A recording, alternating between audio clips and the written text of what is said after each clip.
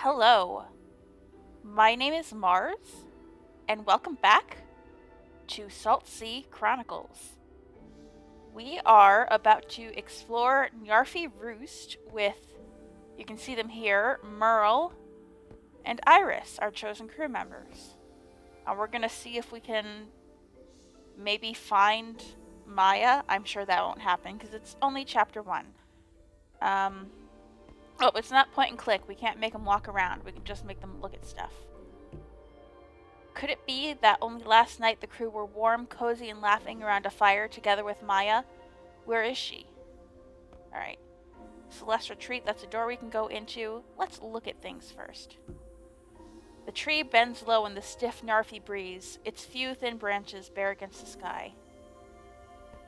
Alright, so I don't know. I'm guessing that this is like our goal, the main thing we want to do. I remember like explosion looking shapes like this in the demo. I don't remember what they were though. Let's first talk to this guy who's outside. A tall, well-muscled islander is stationed in front of the Kelpie, arms folded. She watches every move Murl and Iris make. Excuse me. The guard is impassive. Hello? She does not move. Would you mind telling us what you're doing here? Not an expression crosses her face. Let us on our ship! Total silence. Who should... I don't think either of them are gonna do very well with this. Iris needs to calm down a little bit. Hey, maybe that'll help us. Maybe the fact that they're a little emotional right now will mean something. Iris takes a step towards the guard and waves a hand in her face. Hey, Malka, it's me, Iris. Right. Iris lives here. They know everybody. We cliff roped in the same class, remember? Whatever. I don't even care. Okay, I care. The guard remains stony-faced. Murl tries. Murl takes a step towards the guard and clears his throat. There seems to have been a misunderstanding. This is our ship. Well, I gather collective custodianship is typical here. But we have been renovating it for some weeks now. And we are now conducting an urgent investigation. I'm sure you understand. The guard is yet unmoved. They give up. Our efforts seem fruitless. We should move on. Alright. Oh, there's more to look at. The gear for loading and unloading cargo squeaks rustily in the breeze. It hasn't been used for some time. Nyar totems line the path. The birds bring luck, they say. Just how much luck is unclear. And what kind of luck? Okay. So maybe the explosion symbol means we can't really do anything with it. Let's see. Heavy lock. A heavy chain secures the Kelpie to the dock, clamped with a huge and elaborate padlock. Iris and Murl stare at it, appalled. What? We have made an enemy, it seems. But we don't do this here. We don't lock things away or stop people from using what they need. And yet someone has. Perhaps Maja went too far in some way.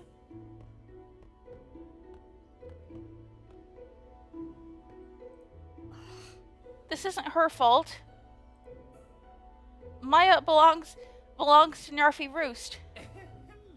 Perhaps if you explained why she left the first time. It's them. People here just hate anything new. Iris pauses. I bet I know who's done this. Iris grinds their teeth. There's a deep furrow between their eyes. Or maybe the explosion symbol means like this will advance the story somehow. Perhaps you could share this information. He's always hated Maja. Iris turns towards the cluster of buildings in the center of the island. Aaron. Agreed. Then we should examine Maja's quarters first, and gather what information we can before we confront him. Alright, the center of the island. Iris nods, worrying at the hem of their shirt. Let's look this way. A ripe smell rises from the marsh, vicious as a 5-year-old compost heap. Bird poop mounds. Productive citizens. Alright, so they're finally defining what a Nyar is for us. I gathered that it was a bird. It's specifically a small, well-oiled and fat gull with a striped orange beak and an extremely irritating call. Murl, striding forward across the marsh, places his foot squarely in a large pile of Nyar guano. Watch out! Murl glares at Iris, easing his shoe out of the muck. What did Iris do? They stopped you. Your warning could have been more timely.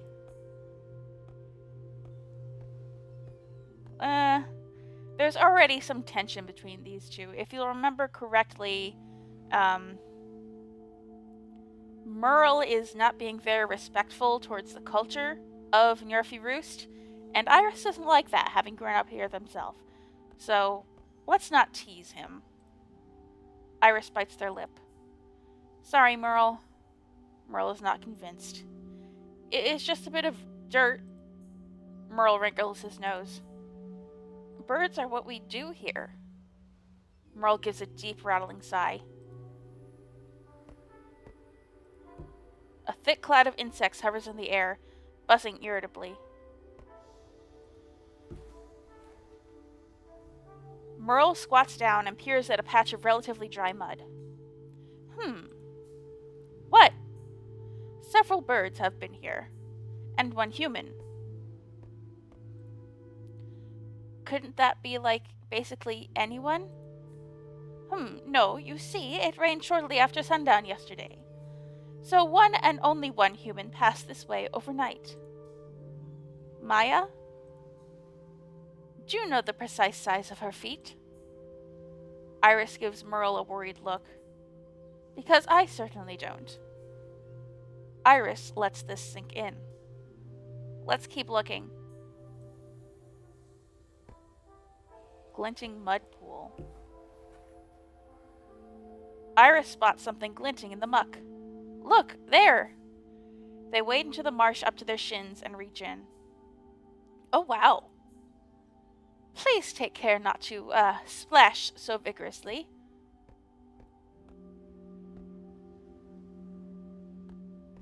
Well, I'll roleplay a little bit. They look excited right now. Iris drops their hands into the pool and flings mud at Murl, laughing. Like, I want to... I kind of regret the choice I made earlier of having Iris be apologetic towards Murl, because yes, there is a tension between the two of them, but Murl is the one in the wrong, so I don't want to make Iris be the one who's walking on eggshells around him to try to clear things up. Murl is the one who's being disrespectful, so if I can make him be nicer, I'll do it, but Iris can have their fun, I don't care. Iris drops their hands into the pool and flings mud at Murl, laughing. The mud mostly misses, but a few lumps stick to his cheek. Murl blinks. I see. Perhaps we made a mistake in trusting a child with this investigation. Iris is having too much fun to care. They squelch out of the pool and show Murl what's in their hand. Treasure! Striking shade of yellow, but valueless. We call it Njarfie. It's rare. It's perfectly common. Throw it back. It's treasure. Come on. I want to collect stuff. Iris sticks their tongue out at Murl and stuffs the grubby Njarfie in their pocket. I still like it. They stomp off, splashing Murl as they go. Murl shouts after them. I just thought you would appreciate knowing the facts. Alright, did that get stored as an artifact? Halves of holes. What does that mean? Are we going to get a counterpart to the Njarfie Roust guard? Trades, gifts, and things found. Call of the Njar. So this is all stuff that we're going to find on Njarfie Roust. Okay. Anything new over here? A vast bird head-shaped crane was once painted in gaudy colors, now long since faded by the weather. I'll avoid going to Maya's house, since that will probably,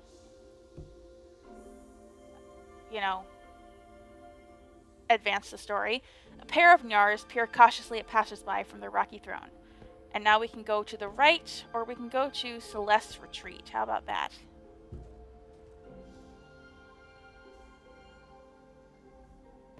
And there's a lady named Celeste here. Layer upon layer, Murl picks up a box of Lulamet scented candles. He opens it and breathes deeply. You're a candle person? Murl sniffs again, this time a little more theatrically. A breath of fresh air.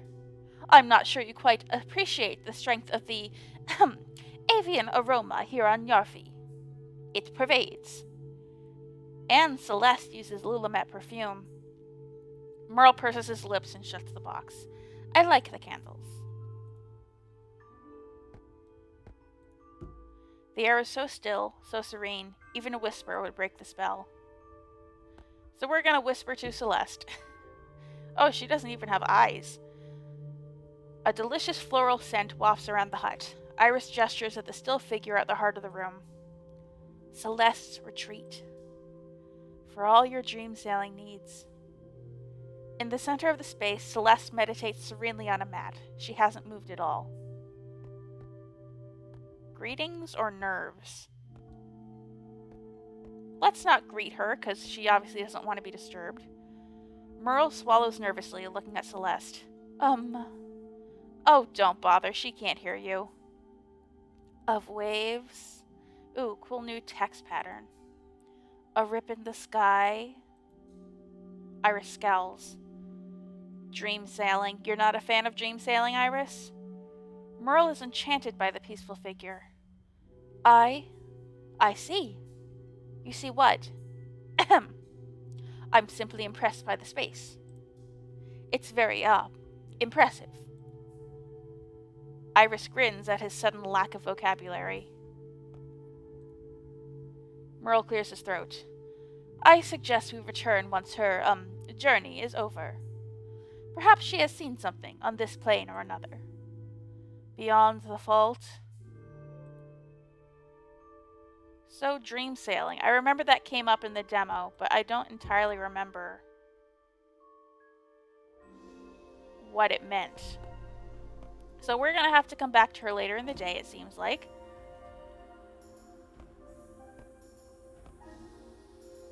Oh my god, it's a big island. So Aaron, the person who has a problem with Maja, probably lives around here.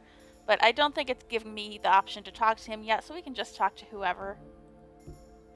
The figure is arranging feathers with a single-minded purpose. We could go into the Weathered Wing, the Gathering Hall. Talk about roast gull. It's delicious. And Nico is roasting several gulls. The atmosphere of the fat Njar is pungent, even in the blustery air. Gull today, some of our best birds. Yum! Stu said she was going to make gull for us next. We have an investigation to pursue.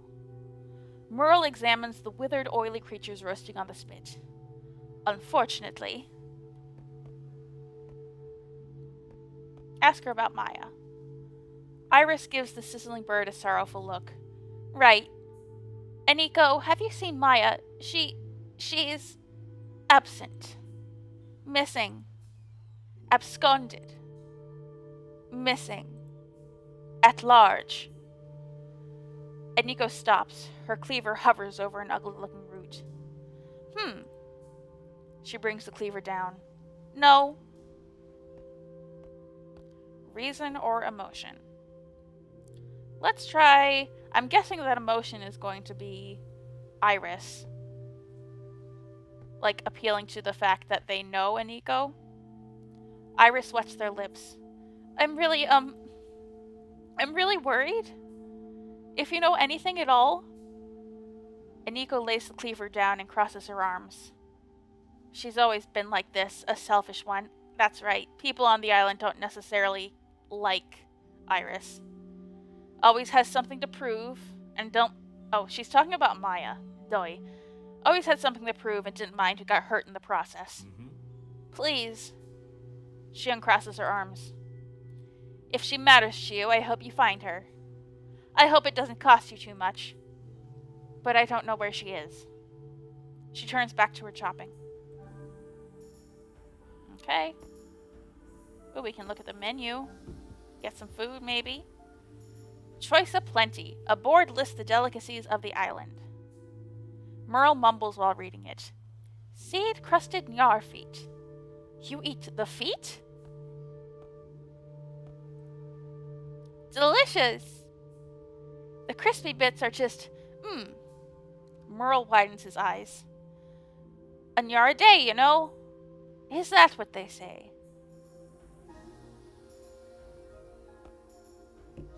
Aniko looks harried. She's flipping 3 birds at once, spattering Njar oil all over the place. Let's take a look at how big this island is exactly before we... Oh my god, there's so much to do. Neshko's house. Paths. Fisherman. Wobbly Puckle. Gosh, this game is so colorful and interesting. I love it. Weathered Wing sounds like a bar. Let's check out the bar, see if there's anyone there we can talk to. There are a lot of people. The singing patrons. The rising tides took the fields of home. Ha, hey, sing for the sea, and then memory sank beneath the foam. Hey, ha, sing for the Njar. Let's talk to the bartender first. Simon, the aging bartender of the Weathered Wing, smiles broadly through his bristly beard. De Kelpie's new crew. What can I do for you? Simon, it's bad. It's Maja. De Kelpie's taken another? Oh no, oh no. And here's me thinking you are bringing life back to it. No, De Kelpie's still here, but Maya's gone. Haven't you, heard anything? Not a peep, little Puckle. Ah, that ship was always bad luck. I was there the day the ship drifted back in. 'Twas Jimmy's in those days. Maja was his prentice. Simon's eyes take on a faraway look. Aye, the ship came ashore, and when we climbed aboard, not a soul to be found but her.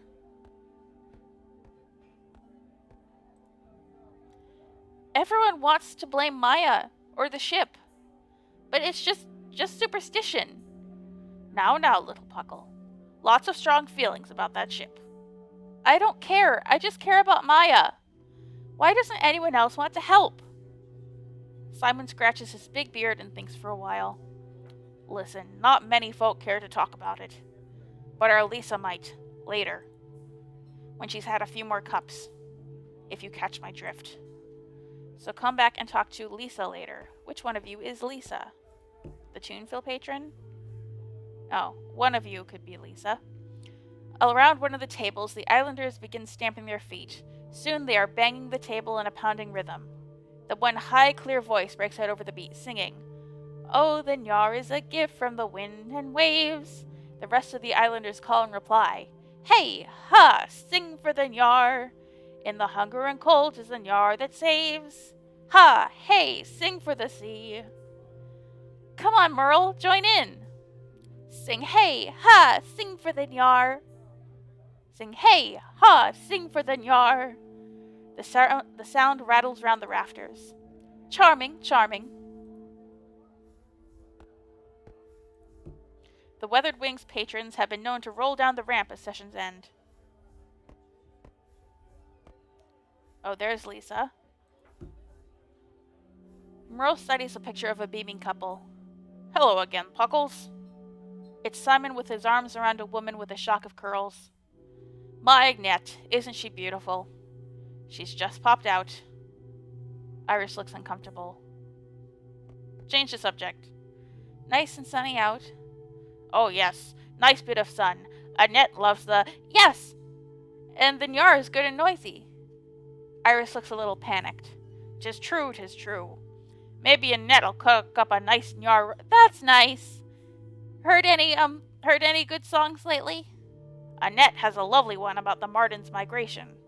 I'll sing it, shall I? No thanks, bye. Iris pulls Murl away. Simon frowns after them, stroking his beard. So obviously, Annette has left him, and she is not, and he is in denial. The still bubbles with the winged seaweed brew. The sharp tang of salt isn't entirely unpleasant. Blow-ins. Murl spies a weathered sailor near the bar and strides over confidently. Ahoy! Oh, it's you. Ahem, yes. We have need of your assistance.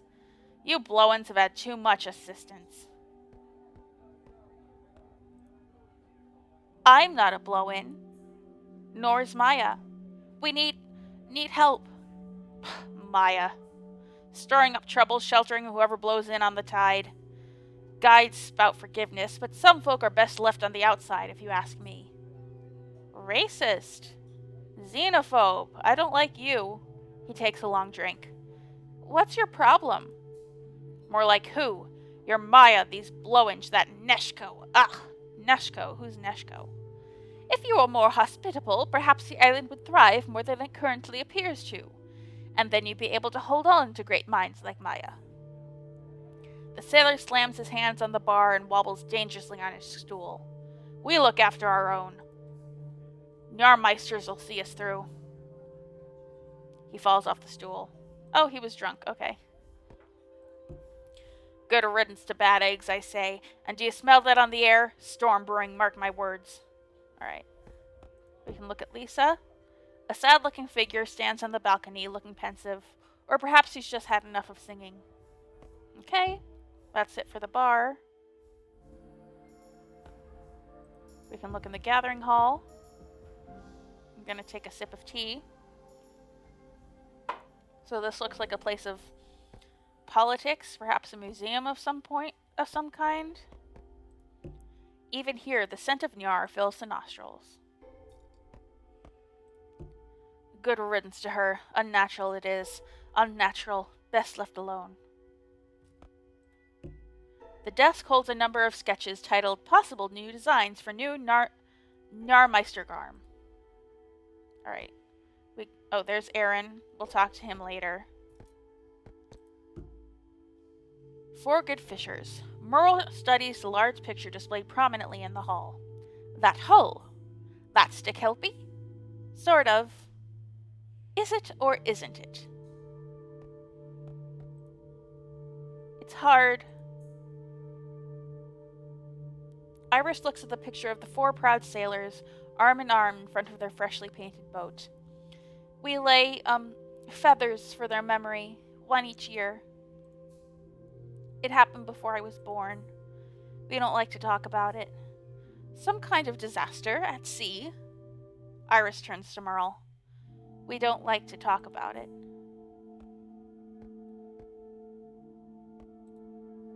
Okay, I made Murl be apologetic. Murl holds up his hands. I apologize, Iris. Okay, that was a good choice. I wanted him...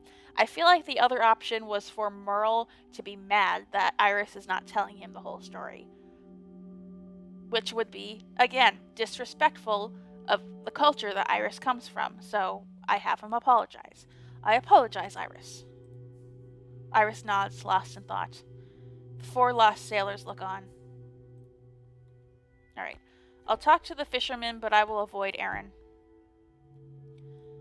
Heart-sore memories. An old fisher tends to the feathers, smoothing each one. They mumble through their beard. Murl and Iris watch from a respectful distance. Rusted shame. If Jimmy were here now, oh, he'd be heart-sore.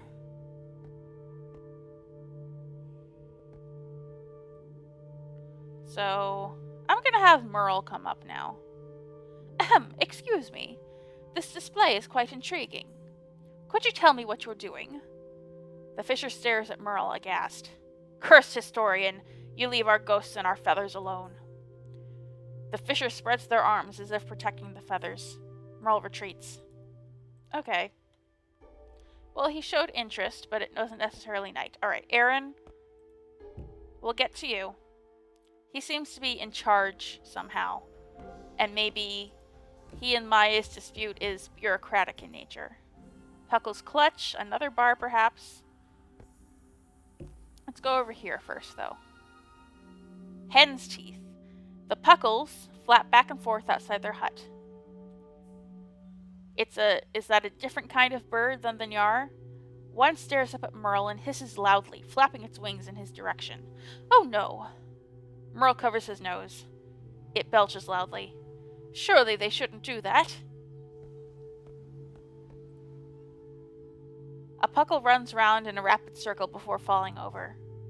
Most don't. Murl stares at the Puckle, which stares straight right back. Its neck wobbles, its eyes cross. The Puckles here are plump and fluffy, truly fine specimens. Utramak swears by their special diet. Is this Utramak? Yes. Back in my day, Utramak stands by his shack, sipping occasionally from a blue bottle. He smiles at Iris. Hello, Peep. Oh, and who's this little Puckle? He looks at Murl. Little? Murl, he's been working on the ship with us. Utramak raises his bottle in greeting. Utra, have you seen Maja? We can't find her, and I'm worried. Utramak taps his chin thoughtfully. Not for a few days, Peep. Hope she's not gone off on her travels again. It was good having her back around. He grins. Gave Aaron someone else to moan about for a while at least. Iris narrows their eyes at mention of Aaron. Listen, have you seen anything, unusual at all? Mac rests his hand on his chin. A Puckle pecks at his toes. What isn't strange these days? Voices in the night, shadows on the horizon. But that could just as well be the sunroot talking. He reaches down and strokes a Puckle as it wobbles by. Murl sneezes and dabs his eyes. We'd best move on. He waves his hands in the directions of the Puckles.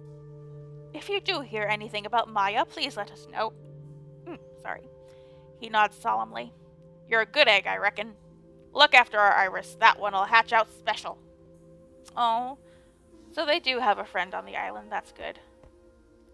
We can talk to Fishers, the Path, the Bird's Eye View, Neshko. Someone was talking about Neshko. Oh yeah. The racist old drunk person in the bar was like, you out-of-towners and that Neshko. So Neshko's another person that he doesn't like. We'll find out why, I'm sure.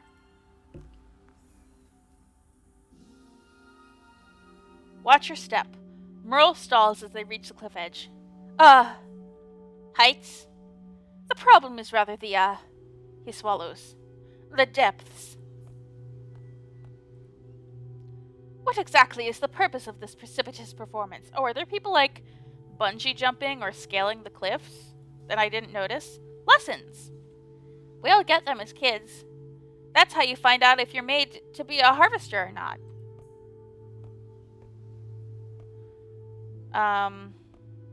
Horror. I'm afraid that's going to make Murl react in horror, and I don't want that to happen. Iris has a faraway look on their face. I remember my first sail. A means of traversing cliff faces, named after sailing because of the use of rigging ropes. Is that a real word or made up for this game? I don't know. It sounds like it could be real. Got a huge big egg, my first go. Wegna said I was a natural. And yet... Murl's tone carries a question. Iris shrugs and looks away. It wasn't for me. Wise, if you ask me. Oh, I see. I see. There are children hanging off. And that one looks like a baby. That one is just a baby in a bassinet that's dangling off the side of the cliff. Wow. Wegna, Wegna! I just found the biggest snake ever! Oh no, it's just some rope. To many visitors' astonishment, the gooey and pungent gull egg is a highly appreciated delicacy on the Roost. Rhythmic rappelling. As they approach the cliff edge, the children's singing becomes less wind-whipped. Little boat, oh, sail to see-sow. The waves beat high. The waves beat high. The beat of the music gives them a rhythm to their rappelling. As with a skipping song, they bounce easily, letting out the rope as they descend. Appealing or appalling. How charming. He lingers a while to listen. The holy grace man, strongly faced man, looks to the sky. Silly Callie is the name of the child. Looks to the sky. And Wegna. A cautious promise. They approach Wegna and wait for her to finish shouting instructions down at the suspended children. Hello there. Just getting them used to the wind and the ropes. And the attention of the roosting Njars. She smiles at Iris, who's an old pupil. We'll focus on Maja. Murl clears his throat. You have, we believe, spent a large part of your day here or hereabouts. Iris jumps in to shortcut the preamble. It's Maja. She's gone. And from this vantage point, you must surely be able to see any passing traffic. Aye. Wegna looks out to sea as if tasting the wind. So? Nay. Not a sign of her, Popple. She looks away. Wish I could help more. Always thought Maja needed, I don't know. She shakes her head. This sounds more like Maja. She has been most industrious these past months. Her designs for the ship are quite marvelous. Wegna studies Murl. Aye, that'd be Maja. The wind whips between the little group, quiet above the cliff. I know what'll cheer you. I've got a fresh clutch right here. And you'll be needing food for your journey. Or what? I know you, kid. And I know Maja. She's gone. You'll follow. And you'll need some supplies. It's not settled yet that way. None of that. I can smell it on the wind. I'll be sad to see you off, kid. But you're due an adventure. It'll be the making of you, I'd wager. Take the eggs? Iris looks at the small handful and then at the children on the cliffs. Don't know when I'll get to taste Njar eggs again. Alright. Let's take a look. What else have we collected? Some other stuff. Amazing architectures. The Gathering Hall. Herders and Gardeners. Utramak and Wegna. Eateries and Drinkeries. The Weathered Wing and the Fat Njar. Passionate Poets of Songs and Singers. Okay. Pockets of Peace and Moments of Calm. Trade Gifts and Things Found. Very nice. The High Path. The high altitude here is no challenge for the hardy Njarfie folk. A sudden squall whips around the cliff, whistling through every crevice, window, and doorway. The air up here is thin, as if the oxygen prefers to loll about in the lowlands. Njarfie lungs are strong. Mystery Man. Ooh. They peer through the window at the tall man sitting inside. He's brushing the feathers of a perched gull. Okay, so this is the guy that might be a little bit of an outcast. Word from the wing is that he's running away from something. And he doesn't eat Njar. Doesn't believe in it. Murl's mustache twitches. Commendable taste. Murl considers the rundown hut. Lonely, windy, and stinky, but it has quite the view. But where did he come from? No one really knows. Iris looks up at the sky, where birds are wheeling around the hut. But the Njars like him, so he can't be all bad. For once, Murl keeps his counsel. Can we go talk to him? A bird screech greets visitors. Even for Njarfie, the smell of Njar is strong in here.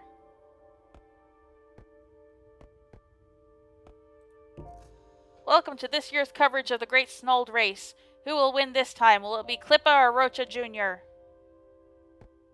Hi, Neshko. Oh. I remember you. You were from the... You joined the crew, don't you? Yeah, he's going to be on our crew later. I didn't remember his name. A vision. The tall man is engrossed in reading a book. It appears to be a romance of some kind. We're trying to find out. Shh! Pardon? I was about to read aloud to Dora. Marie is just about to declare her love for Inez, little knowing that Inez has just been forced to leave the island for 7 years for the crime of hoarding, even though she is innocent and framed by dastardly Pearl. Neshko nods gravely. Such a tragic scene. Iris stares at Murl in surprise. It's extremely compelling. Hey, they obviously like these kinds of books. Maybe they can get along. Let's talk about fiction. I can't believe they waste good paper on stories. You're not a fan of fiction? Well, these two obviously are. Iris. Ah, Iris, art can be a window into greater understanding. I am glad the days are long past when every resource must have an immediate purpose. Iris shrugs. You're welcome to stay and listen if you like. I can do the voices. Ah. He glances at Iris. We'd best not.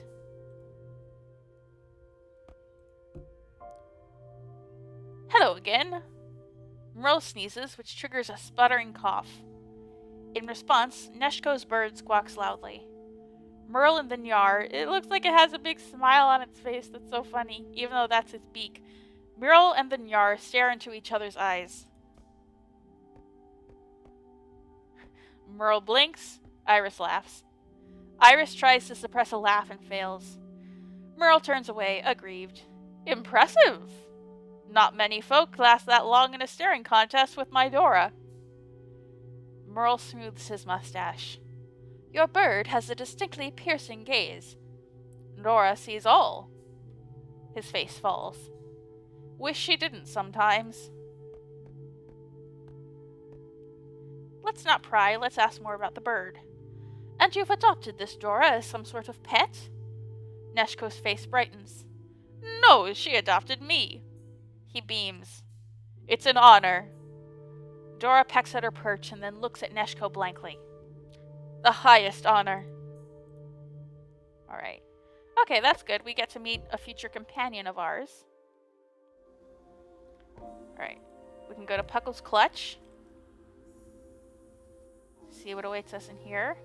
A nest abandoned. Don, who looks after trade and supplies, is bustling around on a stock count. He looks tired, but brightens when he sees Iris. Iris! Been too long. That boat business been keeping you busy?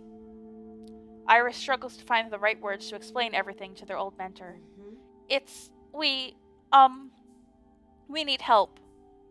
Don frowns with concern. Please, have you seen Maja? Oh, is that it? Flew in the coop, hasn't she? Deserted her chicks. Murl puts a calming hand on Iris's shoulder, but they shrug him off. Hey! Have you seen her or not? No, and good riddance. Oh boy. Anger or pleading? I feel like he obviously doesn't know anything, and I understand why Iris would be mad, so just let it out, Iris.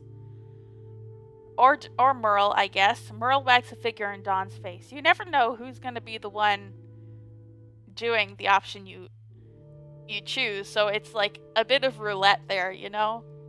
It's very interesting. I like it. Now look here. I don't know what happened to make you all behave so ludicrously, as no one will simply state the facts. But Maya's innovations are crucial to the whole archipelago. So I must insist. If you know something, tell us. Don puffs out his chest. He's dealt with 100 pushy traders and isn't about to let a newcomer order him around. No, you look. On Njarfie, everyone shares what they have. Maja, she knew something important, she didn't share it. So it's right that she's gone. Please. Don sees the expression his old princess makes and softens. I'm sorry, little Puckle. I know she means a lot to you, but I don't know where she's gone. You must know, sometimes we lose people, and sometimes people leave us behind. Go on with you now. That wasn't much help. Oh god. You got a lot of stuff, dude. Plucked and salted seabirds hang from the ceiling. They seem almost accusatory. Carve that myself. Oh, that's from Minta. Or Ulosa. Or was it the Grace? Anyway, lovely, eh? Oh, that's just a C. There was a... There's a little piece of dirt on my laptop screen that made that C in Yaluka look like, you know how the C looks in the word facade? I thought it was that. But no, it's just dust, and it's a regular C. Oh, a new sling for Ade. Iris boxed a large roll of sail fabric leaning against the wall. It's thick and dusty, but it'll do. Dawn? Mulpay needs a new sling for Ade. Could we have a bit of that? Of course, of course. It's for a bairn, after all. Are you Scottish, dude? Bit coarse, mind. Talk about the baby. Excuse me, Ade is at a key stage of development. Sensory input is very important at that age. Haven't you anything finer? Dawn raises an eyebrow. By all means, have a look. Perhaps with a bolt of Yulican silk sitting around somewhere. An old tapestry from Alcazar? Fort Alcazar, an ancient fort that has been repurposed and now supports an eclectic community of artists. A sheet of softest Minton Vercloth? If you can find it, it's yours. Murl clears his throat. I take your point. Perhaps Ade will find their new sling stimulating. Thank you. Dawn cuts a generous sheet of cloth and pointedly hands it to Iris. Alright, we did that. Oh. Sling fabric. Where... Mulpay asked Murl for a new sling. Okay. Okay. So, that didn't advance that quest. In here, at least. Murl pokes at a huge, ornate, feathery thing. Ah, the old Narmeister helm. Murl is still a little frosty after Dawn's comments on Maja. Is that some kind of dreadful illness? No, it's a hat, dude. Iris rolls their eyes. That's what it's called. A Njarmeister helm. It's like ancient. And, what is it for? Iris looks a bit uncomfortable. Dawn picks up the helmet and sighs. When I was a child, well, you know how it is. The sun warmer, the Njarl sweeter, and the Njarmeister. The Njarmeister back then wore this beautiful thing. They were wise and kind and knew the way of the tides. Now, though, well, winds change, don't they? A big favor or a discreet exit? Let's do a favor. Iris has a thought. Could I borrow it? I mean, I totally look after it and, respect the feathers and everything. It's just I might not be around much and I take it. Iris looks around, wondering what they could trade. I'll look over you. Trade for your safety. That's trade enough, Puckle. Dawn holds the helm out, offering it. Iris takes hold of the helmet reverently. Why would we be grudging about it? We'll take good care of it. The trader gives the helmet a last look and smiles. Oh, good.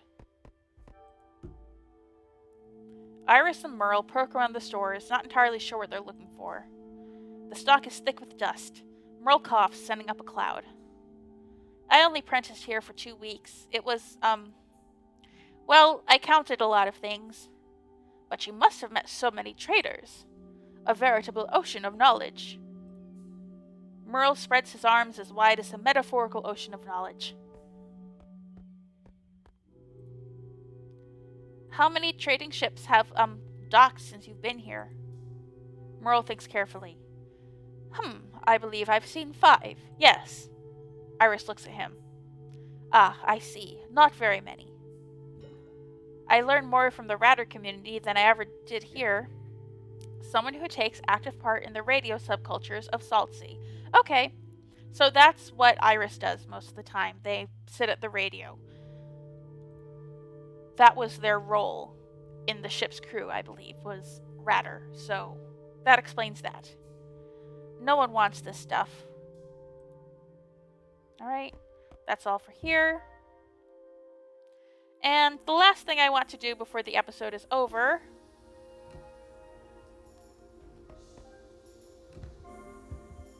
is look into Maja's house. This will probably advance the day.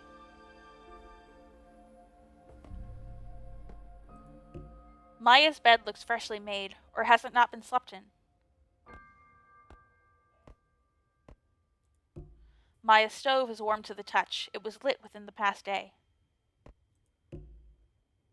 A drawing of a majestic ship is pinned to Maya's wall. There's something uncanny about it. That isn't a Kelpie. Murl sniffs. The ship's difference is self-evident. So why she got this other ship's picture? Perhaps she just liked the look of it. He studies it more closely. What? It's just... the sails are the most interesting part of it to me. Why?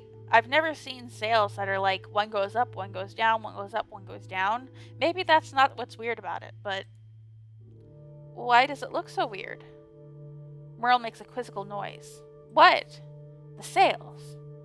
As though drawn on a different scale. But Maja was a superlative technical artist. She wouldn't make such a mistake. He turns away. Perhaps it is a metaphor. Iris stares at the mystery ship, twisting a curl of their hair.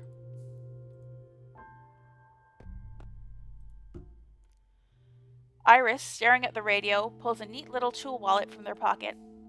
Are you sure this is the one thing I definitely know? Murl bows to Iris's expertise. They fiddle for a while, then noise bursts forth. Got it! The radio crackles with a few strange words. They lean in. Bang coves. Sharp lights to the solo. Moon's dark.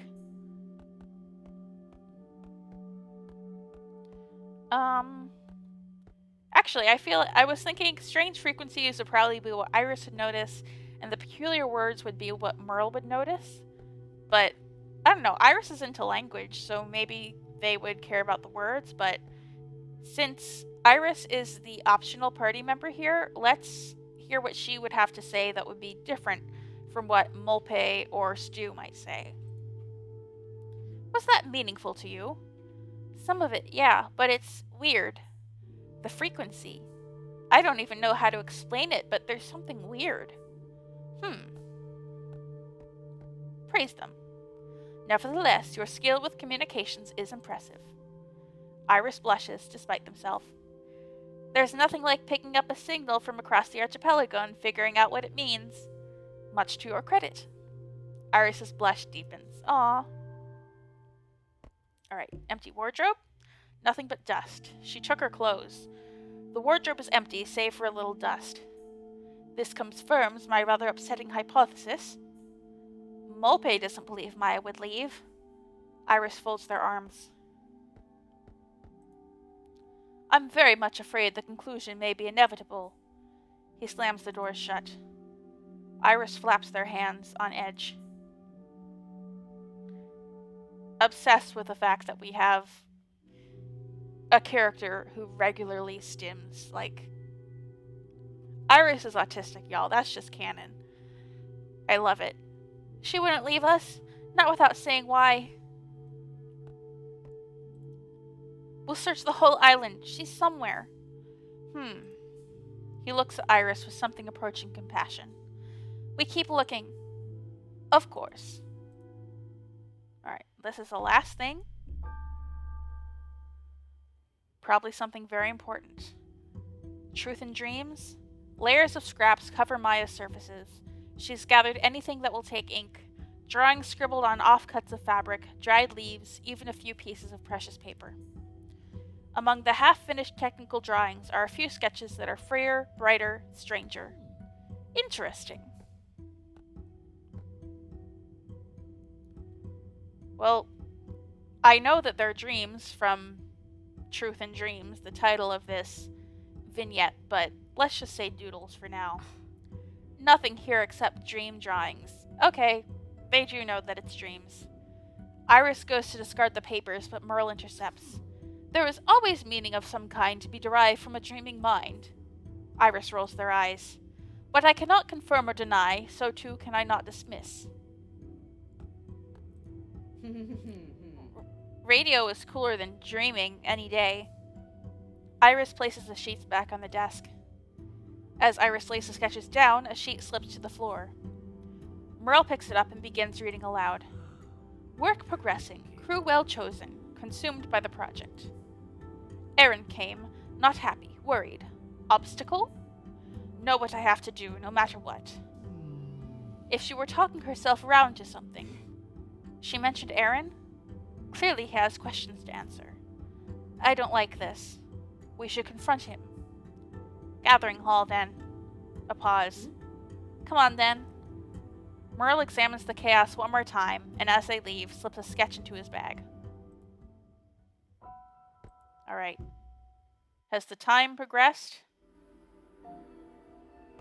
Not by the look of it.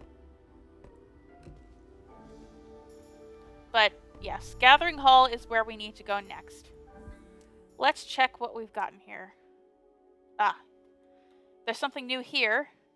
Erin, an influential local, has often found in the Gathering Hall, appeared to be involved in Maja's disappearance. Alright. Okay. All clues indicated that Maja left Njarfie Roust last night, but where to? We found the Kelpie under lock and key, preposterous in a culture which prides itself on sharing its meager resources. And let's see what else we got. The retired Nairmeister helm. A Maja-less house on Maja's trail. Alright. Well, that seemed to have progressed things a little bit. So, I'm going to end it here. I'm really enjoying this, and I hope you are too.